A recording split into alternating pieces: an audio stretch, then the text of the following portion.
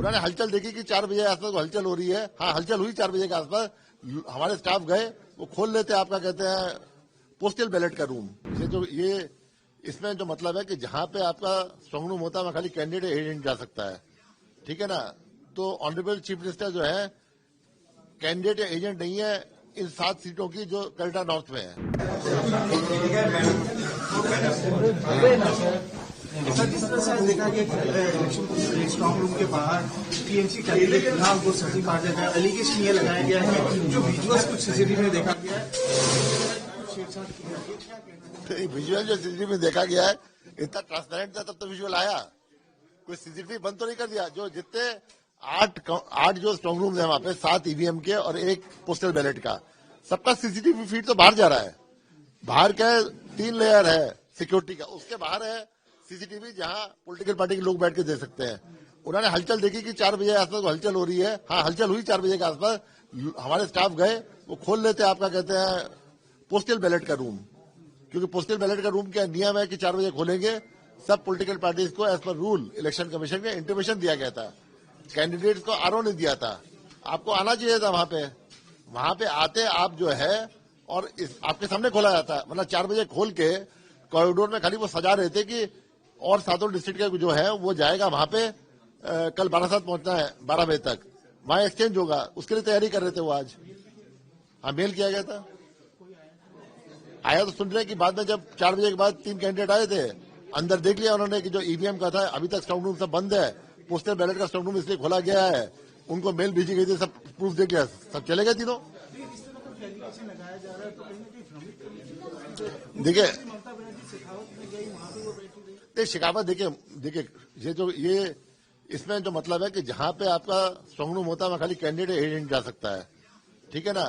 तो honourable chief minister जो है कैंडिडेट एजेंट नहीं है इन 7 सीटों की जो कलटा नॉर्थ में है।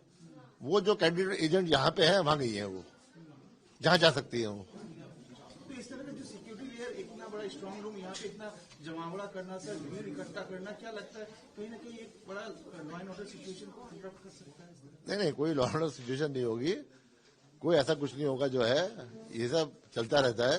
लॉ एंड ऑर्डर सिचुएशन एकदम ठीक है, एकदम ठीक रहेगी।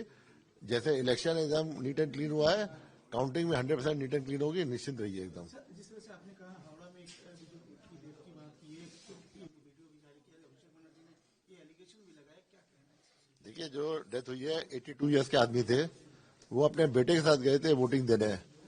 उनकी तबीयत ठीक नहीं, तब भी उन्होंने कहा मैं ये पर्व है, वोट का पर्व है, देश का गर्व है, मैं जाके खुद ही दे के आऊंगा बूथ में। वो सब गए अंदर, बूथ के अंदर गए, ईवीएम मशीन तक गए, अपना बेटा भी उनको ले गया। ईवीएम मशीन में वोट डालने के बाद जब बाहर निकले, थोड़ा चले, वहीं वो कोलैप्स कर गए। अंदर जो है बूथ के अंदर पैरामिलिट्री फोर्स तो होता ही नहीं है। पैरामिलिट्री फोर्स जो मैक्सिमम रहता है या तो एकदम प्रेमिस के बाहर रहता है, और एक पैरामिलिट्री फोर्स रहता है आपके बूथ के गेट के बाहर, जैसे घुसते हैं आप जहां से।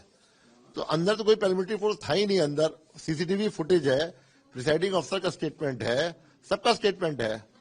अगर कोई ऐसा एलिगेशन आता है, कोई ऐसा कंप्लेंट होता है, पुलिस इन्वेस्टिगेशन को हम लोग मतलब वेलकम करते हैं। अब पूरा कोऑपरेट करेंगे। प्रिसाइडिंग ऑफिसर स्टेटमेंट लेना है, जिसका लेना है लीजिए, जो सीसीटीवी फुटेज चाहिए वो लीजिए, जो आपको देखना है देखिए। इसमें कोई ईसीआई का या पैरामिलिट्री फोर्स का या स्टेट पुलिस का कोई इसमें वो नहीं है। सर, टीएमसी की ओर से कोलकाता हाईकोर्ट में याचिका दायर किया गया था, सेंट्रल जो गिनती के लिए सुपरवाइजर के तौर पे केंद्र सरकार की कर्मचारियों को तैनात के लिए, जिसको ऑर्डर को रिजर्व कर दिया कलकत्ता हाईकोर्ट ने। नहीं, वो ऑर्डर डिसमिस कर दिया है, रिट पिटीशन वो डिसमिस हो चुकी है, हमारे पास कॉपी आ चुकी है। एंड कोई पॉलिटिकल पार्टी डिसाइड नहीं कर सकती किसको लेना है नहीं लेना है। ये आरओ का डिस्कशन है as per section 159 of the RP act 1951। ECI के भी सर्कुलर है बहुत सारे, एंड आरपी एक्ट में एकदम 5-6 कैटेगरी ऑफ लोग दिए हुए हैं, जिसको आरओ जिसको मन चाहे ले सकता है काउंटिंग में, पूरे इलेक्शन प्रोसेस में। ये आरओ का सोल डिस्कशन है, ये एक्ट ऑफ पार्लियामेंट है, ये सुप्रीम है, एंड कोर्ट ने ये पिटीशन डिसमिस कर दी है। सर, जिस तरह से 77 बूथों पर रिपोर्ट की बात कर रहे हैं, तो क्या अभी तक डिसिप्लिन? मैंने कोई नहीं बोला कि रिपोर्ट की बात चल रही है। आप मेरी बात गलत बोल रहे हैं। मैंने कहा 77 में कंप्लेंट आई है, जिसमें हमको प्राइमा फेसी लग रहा था कि 23 में कंप्लेंट ठीक हो सकती है, लेकिन प्राइमा फेसी देखने में और वहां पे एग्जैक्टली फील्ड में जो हुआ है, वहां पूरा सब जो है स्क्रूटनी होती है, उसमें ऑब्जर्वर सब कैंडिडेट या एजेंट के सामने जितनी कंप्लेंट्स होती है देखते हैं, फीड देखते हैं, सब देखते हैं और सबसे बात करके तब अपनी रिपोर्ट देते हैं।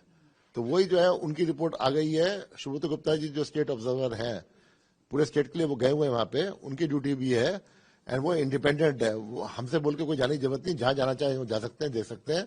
ये उनकी कार्यशैली के अंदर है, उनके काम के अंदर है। वो देख के कल सुबह रिपोर्ट देंगे तब हम बोल सकते हैं। नहीं, हमारे कोई रिपोर्ट के कितने होने हैं ये भी फाइनल न्यूज स्टेट में, तो डेट क्या फाइनल होगी, बट डेफिनेटली वोटा कल तो नहीं हो सकती है। कल या मतलब जो हाँ कल आधे घंटे बाद कल हो जाएगा, कल तो नहीं हो सकता क्योंकि एडवांस इंटीमेशन देना पड़ता है वोटर्स को।